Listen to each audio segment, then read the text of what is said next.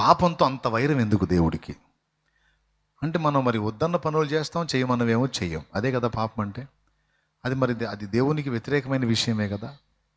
దాని విషయంలో మనల్ని పశ్చాత్తాపడమని ఎప్పుడు పిలుస్తూ ఉంటాడు. నేను వద్దు అన్నది చేశావుగా, చేశానయ్యా, మరి పశ్చాత్తాపడు. ఇంకా చేయకూడదని తీర్మానం చేయి, మారు మనసు పొందు.